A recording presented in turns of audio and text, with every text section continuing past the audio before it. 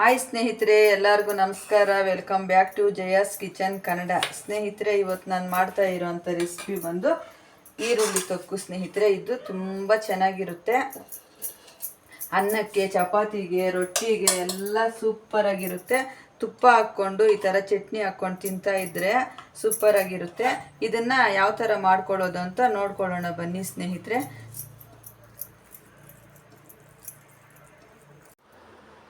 ನೋಡಿ, ನಾನು ಈರುಳ್ಳಿ ತೊಕ್ಕು ಮಾಡೋದಕ್ಕೆ ಇವಾಗ ಒಂದು ಫ್ಯಾನ್ ಇಟ್ಕೊಂಡಿದ್ದೀನಿ. 1.5 ಟೇಬಲ್ ಸ್ಪೂನಷ್ಟು ಸಾಸಿವೆ ತಗೊಂಡಿದ್ದೀನಿ. ಸಾಸಿವೆ ಸ್ವಲ್ಪ ಹುರ್ಕೊಂಬಿಡೋಣ.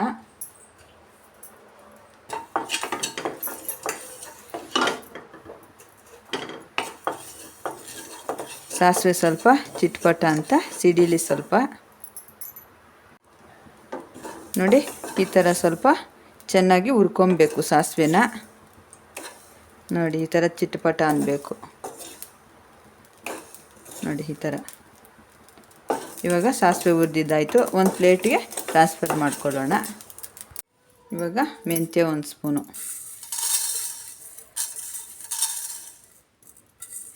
ಸಾಸಿವೆ 1.5 ಟೇಬಲ್ ಸ್ಪೂನ್ ತಗೊಬೇಕು, ಮೆಂತ್ಯ 1 ಟೇಬಲ್ ಸ್ಪೂನ್ ತಗೊಬೇಕು. ಇವಾಗ ಇದನ್ನು ಚೆನ್ನಾಗಿ ಹುರ್ಕೊಳ್ಳೋಣ. ಈಗ ಜೀರಿಗೆನ 1 ಸ್ಪೂನು ಸೇರಿಸ್ಕೊತಾ ಇದ್ದೀನಿ. ಜೀರಿಗೆ ಮೆಂತ್ಯ 2 ಸೇರಿ ಹುರ್ಕೊಳ್ಳೋಣ.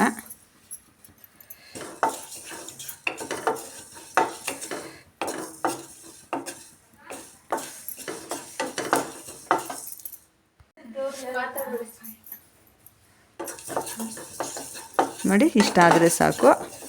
ಇವಾಗ ಇದನ್ನು ಒಂದು ಪ್ಲೇಟ್ ಟ್ರಾನ್ಸ್ಫರ್ ಮಾಡ್ಕೊಳ್ಳೋಣ. 8 ಬ್ಯಾಡಗೆ ಮೆಣಸಿನ್ಕಾಯಿ ತಗೊಂಡಿದ್ದೀನಿ. 8 ಗುಂಟೂರು ಮೆಣಸಿನ್ಕಾಯಿ ತಗೊಂಡಿದ್ದೀನಿ. ಚೆನ್ನಾಗಿ ಹುರ್ಕೊಬೇಕು ಈ ಥರ.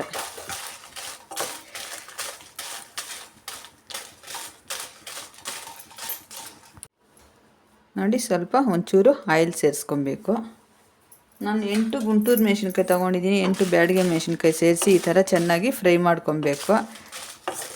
ನೋಡಿ, ಈ ಥರ ಕೆಂಪಿಗೆ ಮೀಡಿಯಮ್ ಫ್ಲೇಮ್ ಇಟ್ಕೊಂಡು ಹುರ್ಕೊಂಡ್ರೆ ಕ್ರಿಸ್ಪಿಯಾಗಿ ಆಗುತ್ತೆ. ಪುಡಿ ಮಾಡ್ಕೊಳ್ಳೋಕ್ಕೆ ಈಸಿ ಆಗುತ್ತೆ.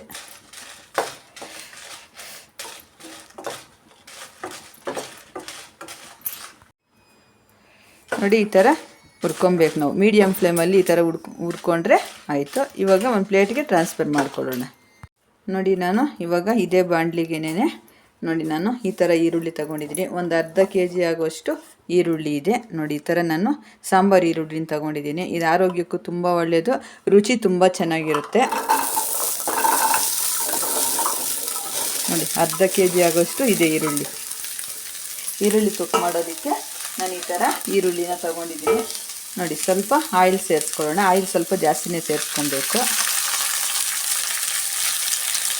ಯಾಕಂದರೆ ಈರುಳ್ಳಿ ತೊಕ್ಕು ಮಾಡೋದಕ್ಕೆ ಆಯಿಲಲ್ಲೇ ನಾವು ಫ್ರೈ ಮಾಡ್ಕೊಬೇಕು ಈರುಳ್ಳಿನ.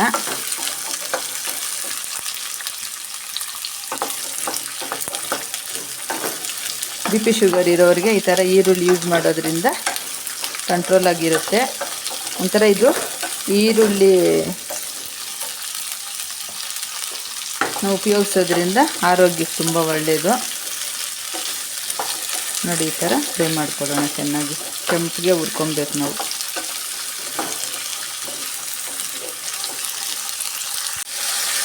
ಈ ಥರ ಸಾಂಬಾರು ಈರುಳ್ಳಿ ತೊಕ್ಕು ಮಾಡಿಕೊಂಡ್ರೆ ತುಂಬ ಚೆನ್ನಾಗಿರುತ್ತೆ. 2 ತಿಂಗಳು ನಾವು ಸ್ಟೋರ್ ಮಾಡಿ ಆರಾಮಾಗಿ ಇಡ್ಬೋದು. ಸಾರಿಗೆಲ್ಲ ತಿಂದು ಬೇಜಾರಾದಾಗ ಇದನ್ನು ಉಪಯೋಗಿಸ್ಕೊಬೋದು ನಾವು.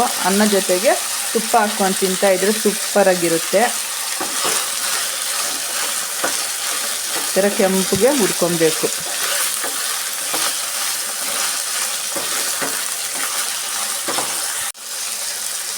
ಈಗ ನೋಡಿ, ಈ ಥರ ಫ್ರೈ ಮಾಡ್ಕೊಬೇಕು. ಇಷ್ಟು ಫ್ರೈ ಆದಮೇಲೆ ಇವಾಗ ಹುಣಸೆ ಹಣ್ಣು ಸೇರಿಸ್ಕೊಳ್ಳೋಣ. ನೋಡಿ, ನಾನಿಲ್ಲಿ 1 ನಿಂಬೆ ಹಣ್ಣು ಗಾತ್ರದಷ್ಟು ಹುಣಸೆ ಹಣ್ಣು ತಗೊಂಡಿದ್ದೀನಿ. ಇದಕ್ಕೆ ಸೇರಿಸ್ಕೊಳ್ಳೋಣ. ಇವಾಗ ನಾನು ಕ್ಲೀನಾಗಿ ಒಟ್ಟು ನಾರು ಎಲ್ಲ ತೆಗೆದು ಸೇರಿಸ್ಕೊತಾ ಇದ್ದೀನಿ. ಎಣ್ಣೆಯಲ್ಲಿ ಈರುಳ್ಳಿ ಜೊತೆ ಫ್ರೈ ಮಾಡ್ಕೊಳ್ಳೋಣ. ಈ ಥರ ಮಾಡೋದ್ರಿಂದ ರುಚಿ ತುಂಬ ಚೆನ್ನಾಗಿರುತ್ತೆ.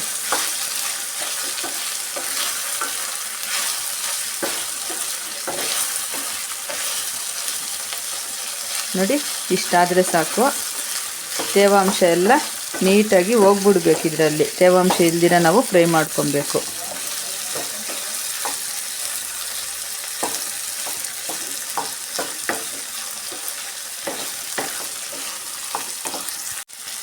ನೋಡಿ ಈ ಥರ ಪಿಂಕ್ ಕಲರ್ ಆಗೋವರೆಗೂ ನಾವು ಹುರ್ಕೊಂಡಿದ್ದೀವಲ್ಲ, ಇಷ್ಟಾದರೆ ಸಾಕು. ಇವಾಗ ತಣ್ಣಗಾಗಕ್ಕೆ ಬಿಡೋಣ. ಸ್ಟವ್ ಆಫ್ ಮಾಡಿ ತಣ್ಣಗಾಗಕ್ಕೆ ಬಿಡೋಣ. ಒಂದು 5 ನಿಮಿಷ ತಣ್ಣಗಾಗಲಿ. ಅಷ್ಟರಲ್ಲಿ ನಾವು ಈ ಮಸಾಲೆನ ಪುಡಿ ಮಾಡಿಕೊಡೋಣ. ನೋಡಿ ಬ್ಯಾಡಗಿ ಮೆಣಸಿನ್ಕಾಯಿ, ಜೀರಿಗೆ, ಸಾಸಿವೆ, ಮೆಂತ್ಯ ಎಲ್ಲ ಹುರಿದು ಇಟ್ಕೊಂಡಿದ್ವಲ್ಲ, ತಣ್ಣಗಾಗಿದೆ. ಅಷ್ಟರಲ್ಲಿ ಇದನ್ನು ಫ್ರೈ ಮಾಡ್ಕೊಳ್ಳೋಣ. ನೋಡಿ ನಾನು ಈ ಥರ ಮೆಣಸಿನ್ಕಾಯಿನ ಈ ಥರ ಪುಡಿ ಮಾಡಿ ತೊಗೊಂಬಂದಿದ್ದೀನಿ.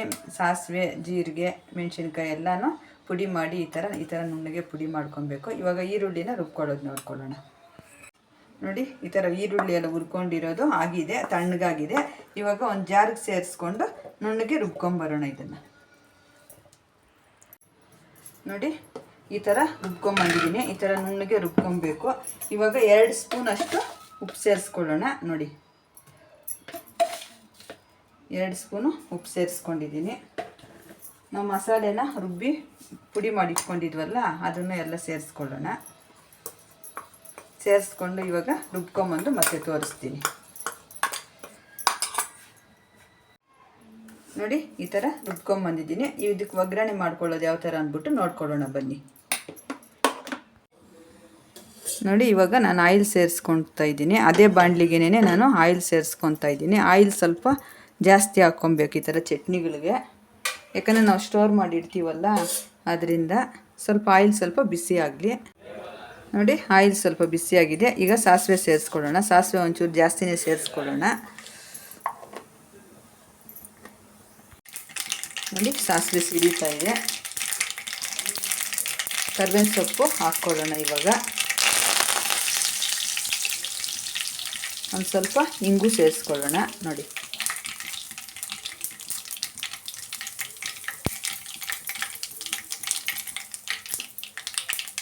ಈಗ ನಾವು ರುಬ್ಬಿಟ್ಕೊಂಡಿದ್ವಲ್ಲ, ನೋಡಿ ಆ ಮಿಶ್ರಣನ ಸೇರಿಸ್ಕೊಳ್ಳೋಣ.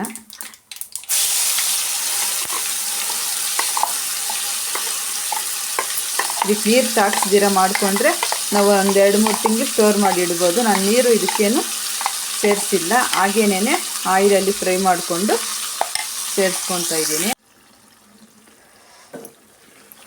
ನೋಡಿ ಆಯಿಲಲ್ಲೇ ಚೆನ್ನಾಗಿ ಫ್ರೈ ಮಾಡ್ಕೊಬೇಕು. ಒಂದು 10 ನಿಮಿಷ ಫ್ರೈ ಮಾಡ್ಕೊಬೇಕು. ಇದನ್ನು ಕಡಿಮೆ ಉರಿಯಲ್ಲಿ ಈ ಥರ ಫ್ರೈ ಮಾಡ್ಕೊಬೇಕು. ಆಯಿಲೆಲ್ಲ ತೇಲಿ ಬರಬೇಕು, ಆ ಥರ ಫ್ರೈ ಮಾಡ್ಕೊಬೇಕು.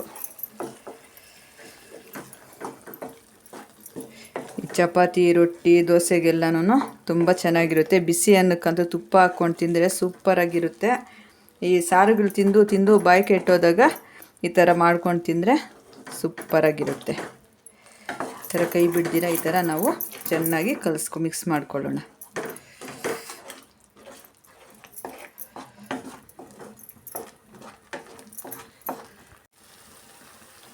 ನೋಡಿ ಈ ಥರ ಚೆನ್ನಾಗಿ ಮಿಕ್ಸ್ ಮಾಡ್ಕೊಬೇಕು. ನೋಡಿ ಸೈಡಲ್ಲೆಲ್ಲ ಆಯಿಲ್ ತೇಲಿ ಬರ್ತಾ ಇದೆ.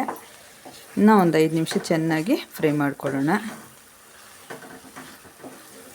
ನಾವು 10 ನಿಮಿಷ ಚೆನ್ನಾಗಿ ಫ್ರೈ ಮಾಡ್ಕೊಬೇಕು. ಇದನ್ನು ಆಯಿಲ್ ತೇಲಿ ಬರೋವರೆಗೂ ಮಾಡಿಕೊಂಡ್ರೆ ತುಂಬ ರುಚಿಯಾಗಿರುತ್ತೆ.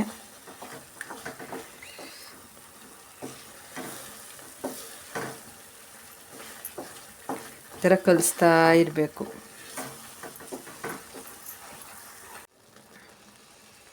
ನೋಡಿ ಎಷ್ಟು ಚೆನ್ನಾಗಿ ಆಯಿಲೆಲ್ಲ ತೇಲಿ ಬಂದಿದೆ. ನೋಡಿ ಸೈಡಲ್ಲೆಲ್ಲ ಆಯಿಲ್ ಬಿಟ್ಕೊಂಡು ಬರ್ತಾ ಇದೆ. ನೋಡಿ ಇವಾಗ ಕಂಪ್ಲೀಟಾಗಿ ರೆಡಿ ಆಯಿತು. ತಣ್ಣಗಾದ ಮೇಲೆ ಒಂದು ಗಾಜಿನ ಬಾಟ್ಲಲ್ಲಿ ಸ್ಟೋರ್ ಮಾಡಿ ಇಡೋಣ. ಇವಾಗ ಸ್ಟವ್ ಆಫ್ ಮಾಡಿ ತಣ್ಣಗಾಗಕ್ಕೆ ಬಿಡೋಣ. ನೋಡಿ ಈ ಥರ ತಣ್ಣಗಾದ್ಮೇಲೆ ಈ ಥರ ಚೆನ್ನಾಗಿ ಮಿಕ್ಸ್ ಮಾಡ್ಕೊಳ್ಳೋಣ. ನೋಡಿ ಆಯಿಲೆಲ್ಲ ತೇಲಿದೆ. ಈ ಥರ ನೋಡಿ ಈ ಥರ ಮಿಕ್ಸ್ ಮಾಡಿ, ನೋಡಿ ಈ ಥರ ಗಾಜಿನ ಬಾಟ್ಲ್ ತಗೊಂಡು ಬಾಟ್ಲಿಗೆ ಹಾಕ್ಕೊಳ್ಳೋಣ. ಬಾಟ್ಲಿಗೆ ನೋಡಿ ಈ ಥರ ಹಾಕ್ಕೊಂಡು 2-3 ತಿಂಗಳು ನಾವು ಆರಾಮಾಗಿ ಸ್ಟೋರ್ ಮಾಡಿ ಇಡ್ಬೋದು. ಯಾಕಂದರೆ ನೀರೆಲ್ಲ ಏನು ನಾನು ಇದಕ್ಕೆ ತಾಗಿಸಿಲ್ಲ. ಸೂಪರಾಗಿ ಅನ್ನಕ್ಕೆ, ದೋಸೆಗೆ, ಇಡ್ಲಿಗೆ ಎಲ್ಲ ಸೂಪರಾಗಿರುತ್ತೆ. ನೀವು ಒಂದ್ಸರಿ ಮನೆಯಲ್ಲಿ ಟ್ರೈ ಮಾಡಿ ಯಾವ ಥರ ಬಂತು ಅಂತ ಕಮೆಂಟ್ ಮಾಡಿ. ಈ ಥರ ಬಾಟ್ಲಿಗೆ ಹಾಕ್ಬಿಟ್ಟು ಇಟ್ಕೊಂಡು ಸ್ಟೋರ್ ಮಾಡಿ ಒಂದು 2-3 ತಿಂಗಳವರೆಗೂ ನಾವು ಯೂಸ್ ಮಾಡ್ಕೊಬೋದು. ನೋಡಿ ಈ ಥರ ಒಂದು ಬಾಟ್ಲಿಗೆ ಹಾಕ್ಬಿಟ್ಟು ಮುಚ್ಚಳ ಮುಚ್ಚಿಬಿಟ್ಟು ಫ್ರಿಡ್ಜಲ್ಲಿ ಇಟ್ಕೊಂಬಿಡೋಣ. ಸೂಪರಾಗಿ ಚಟ್ನಿ ರೆಡಿ ಆಯಿತು ನೋಡಿ. ಈ ಥರ ಎಷ್ಟು ಚೆನ್ನಾಗಿದೆಯೋ ನೋಡಿ ಚಟ್ನಿ. ಈ ಥರ ನೀವು ನಿಮ್ಮ ಮನೆಯಲ್ಲಿ ಮಾಡ್ಕೊಳ್ಳಿ, ತುಂಬ ಚೆನ್ನಾಗಿರುತ್ತೆ. ಬಿಸಿ ಬಿಸಿ ಈರುಳ್ಳಿ ತೊಕ್ಕು ರೆಡಿಯಾಗಿದೆ. ಈ ವಿಡಿಯೋ ಇಷ್ಟವಾದಲ್ಲಿ ಲೈಕ್ ಮಾಡಿ, ಶೇರ್ ಮಾಡಿ, ಕಮೆಂಟ್ ಮಾಡಿ. ಹಾಗೆ ನಮ್ಮ ಚಾನಲ್ನ ಸಬ್ಸ್ಕ್ರೈಬ್ ಮಾಡಿಕೊಂಡು ಸ್ಕಿಪ್ ಮಾಡ್ದಿರ ಕೊನೆ ತನಕ ವಿಡಿಯೋ ನೋಡಿ. ತುಂಬ ಧನ್ಯವಾದಗಳು.